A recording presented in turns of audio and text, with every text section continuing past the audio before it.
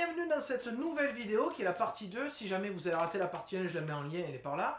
Nous allons parler maintenant de la rénovation d'une table basse d'origine marocaine qui plaît beaucoup à mon épouse. Je l'ai démontée, je l'ai mise à nu, etc. Maintenant, on va voir la couleur qui va être employée pour pouvoir avoir quelque chose de propre et un beau fini sur ce produit. C'est pas tout ça, mais on s'y met.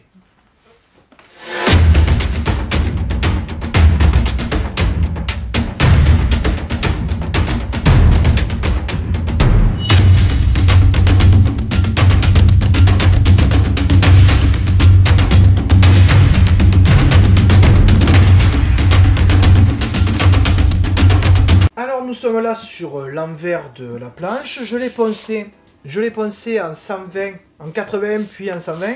J'ai pas tout poncé pour garder quand même un peu la trace de là où j'allais remettre le pied. Je vais profiter de ce côté pour faire des tests de couleur. Oui, parce que c'est pas moi qui décide de la couleur, mais il faut que je puisse montrer à madame ce que ça donne. Alors j'en ai choisi deux, enfin trois. Une qui aura rien à voir, donc c'est le monocote transparent, donc on est bien d'accord que ça n'aura pas du tout la même couleur qu'avant. Un autre, un brou de noix, donc très brun. Et enfin, un rubio monocote acajou bois intérieur. Faut voir ce que ça donne. Donc je vais passer ces trois produits au coton à mècher. Donc je vais commencer par celui-là. Et après je montre à madame qu'elle puisse choisir.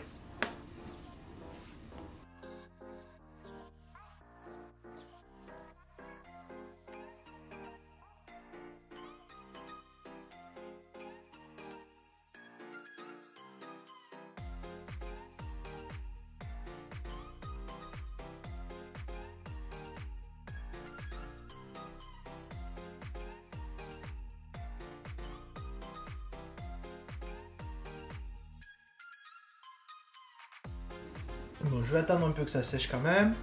Je vais quand même le présenter pour qu'elle puisse choisir. Et après, je vais passer à boucher les trous et à laisser sécher pour pouvoir reponcer et pour pouvoir reteinter comme il faut l'ensemble. Puisque j'ai quelques fissures. Alors ce côté, c'est pas gênant. Mais l'autre côté, quand même, le but était d'avoir un plateau qui était nickel. Allons chercher le chef des travaux.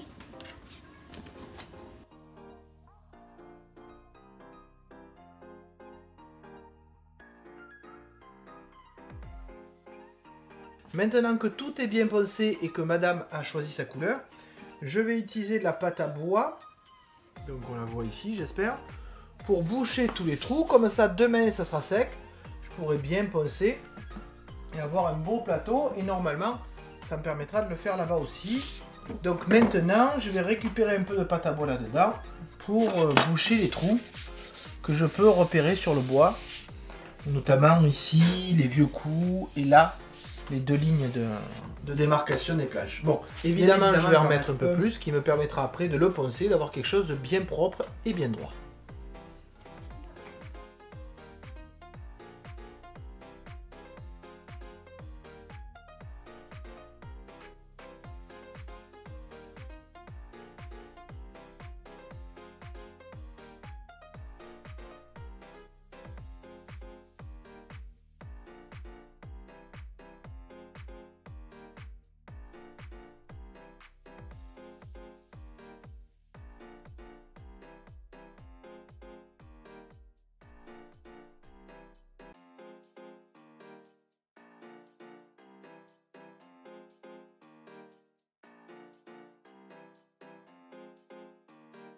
Voilà, le plateau est fini. J'en ai même profité pour poncer les pieds comme vous l'avez vu, avec quelques effets de couleur dessus, pour montrer à madame. Donc le choix a été fait. Il va donc y avoir un premier passage avec du rubio acajou pour donner une teinte légèrement rouge au bois, du cèdre du Maroc, d'après ce que m'a dit ma belle-mère.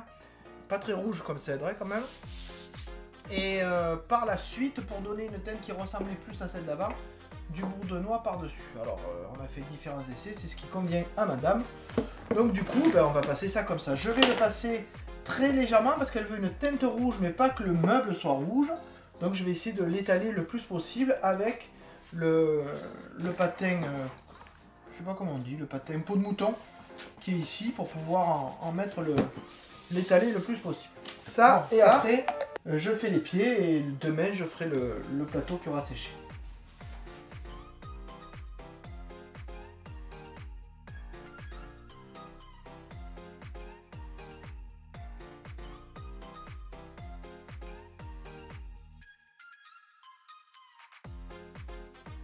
Alors partout où j'ai mis de la pâte à bois, j'ai une couleur qui est différente, donc je vais reprendre le ponçage et je vais repasser la couleur.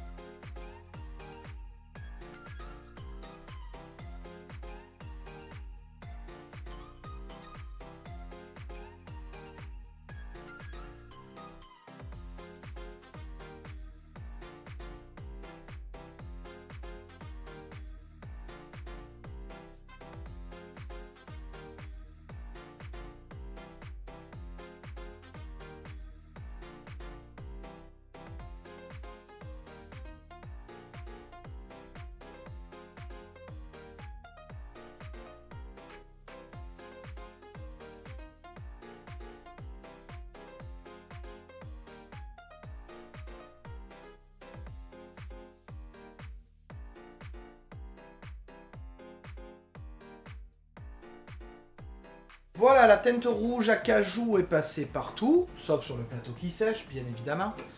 Donc demain, quand cette teinte sera un peu plus sèche, je l'égrène et je passe cette fois le brou de noix pour lui donner un côté plus sombre avec des reflets rouges qui ressortiront dessous grâce à la couleur que je viens de passer maintenant.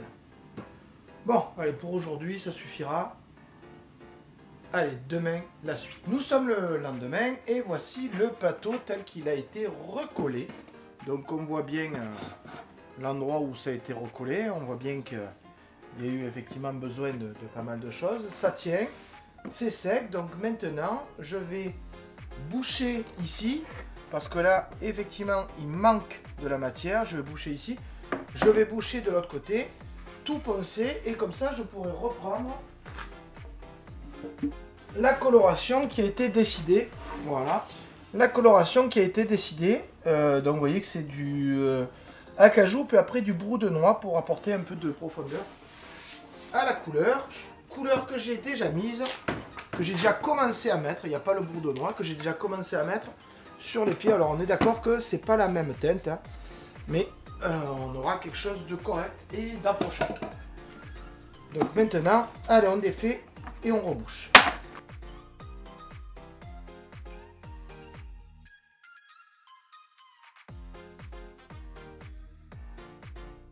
Bon, je fais la même chose de l'autre côté.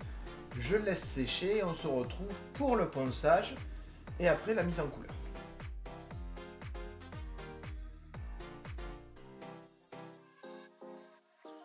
Alors pour la couleur, il a été convenu avec mon épouse de d'abord passer du Rubio monocote acajou qui laisse la teinte, une teinte un peu rouge que ma femme aimait bien, ça se voit. Mais même si la teinte lui plaît, c'est quand même trop rouge par rapport à ce qu'elle avait en tête ou en mémoire. Donc je vais passer par-dessus du brou de noix qui va me permettre de foncer la teinte. Donc vous allez voir ce que ça donne aussi bien là-dessus que sur les pieds, que sur le plateau bas, puisqu'évidemment...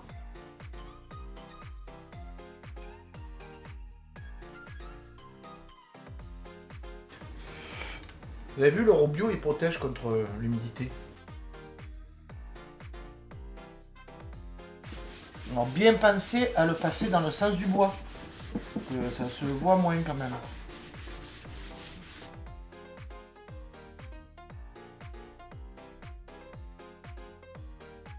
Ah ben, l'endroit où j'ai mis de la pâte à bois, la teinte n'est pas du tout la même.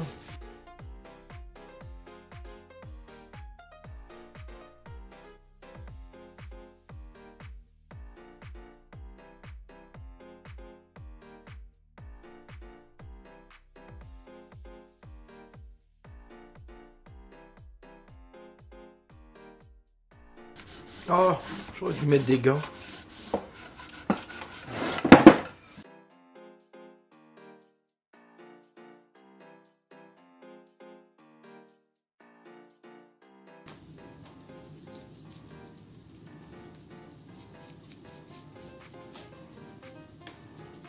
Bon, vous aurez compris comment ça fonctionne, hein. Je vais teinter tout le bois. Je vais finir ici, hein, par exemple, et je vais finir l'autre plateau. On se retrouve pour la suite, quand je vais passer une couche de protection, avant d'assembler à nouveau cette table basse. Bien, alors, tous les morceaux de la table basse sont à la même teinte, sont tous colorés, vous voyez ce rouge un peu sombre là. Avant de passer une couche de protection que je vais passer sur le meuble en entier, pour des soucis d'homogénéité de la teinte, je vais d'abord remonter la table. Donc on va commencer par le plus facile, hein, à savoir le pied ici. Et après on verra pour le plateau dessous et comment je vais le fixer à ses pieds.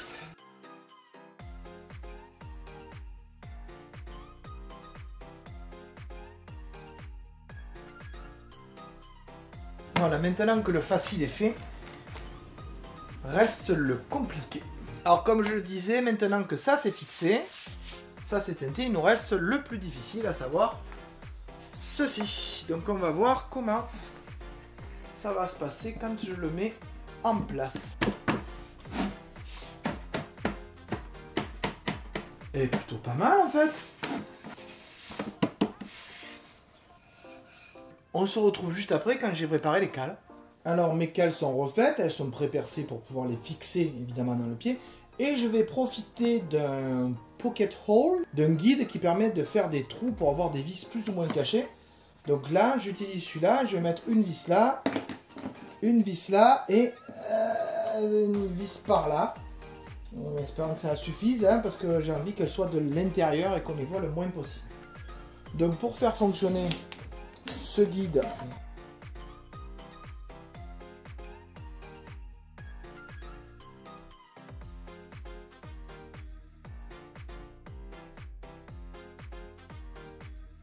voilà, donc on a les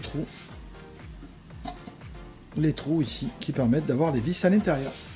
Dernière étape du montage, donc vous voyez les pocket holes que j'ai creusés dans mon bois pour pouvoir mettre des vis. Donc des vis que je vais mettre tout de suite, voilà, pour pouvoir facilement loger mon truc.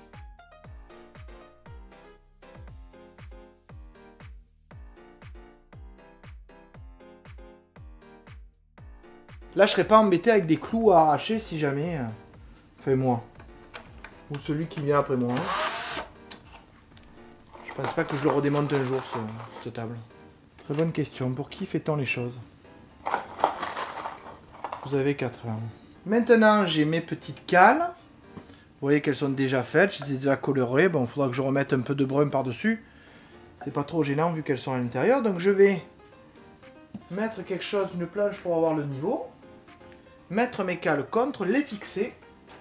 Et ça me fera le bas.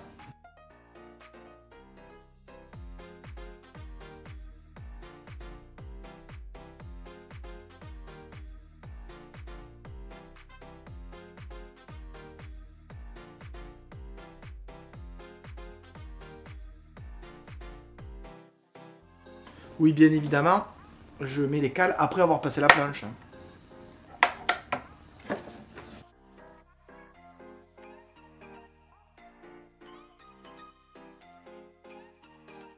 Donc maintenant que tout est bon, je vais pouvoir retourner la table et fixer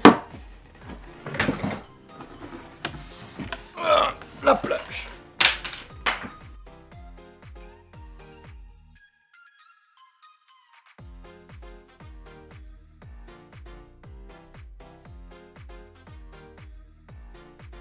Alors comme c'est un bois relativement fragile, il marque très vite, j'ai décidé de proposer à mon épouse de passer un produit qui protégerait contre les chocs. Donc après avoir fait quelques essais à l'envers de la table, elle a validé le projet, elle a validé l'idée. Donc maintenant je vais passer ce vernis partout pour bien protéger des chocs. Et demain, parce qu'il faut 2 heures entre 2 couches, un petit égrenage et une deuxième couche. Donc on est parti pour la première couche qui pourra sécher toute la nuit.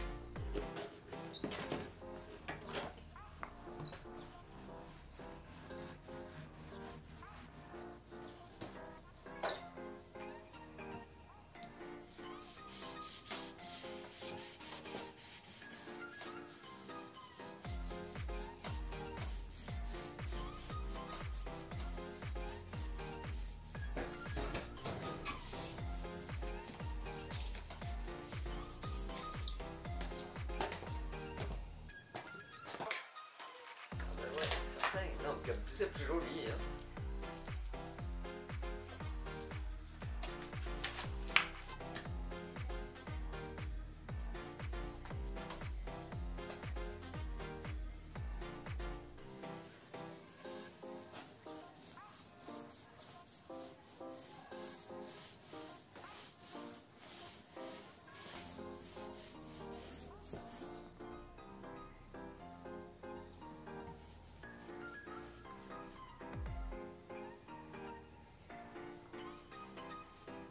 Voilà, ça y est, cette table est terminée. Elle est maintenant dans son environnement naturel dans le salon de salle à manger.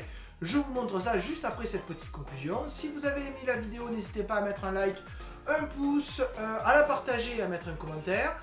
C'est toujours agréable de voir que vous êtes de plus en plus nombreux à suivre cette chaîne et que vous permettez de la faire évoluer, comme par exemple dans la domotique quand vous donnez des conseils. Donc si vous avez apprécié, n'hésitez pas à revenir pour la prochaine vidéo. Et donc je vous dis à bientôt.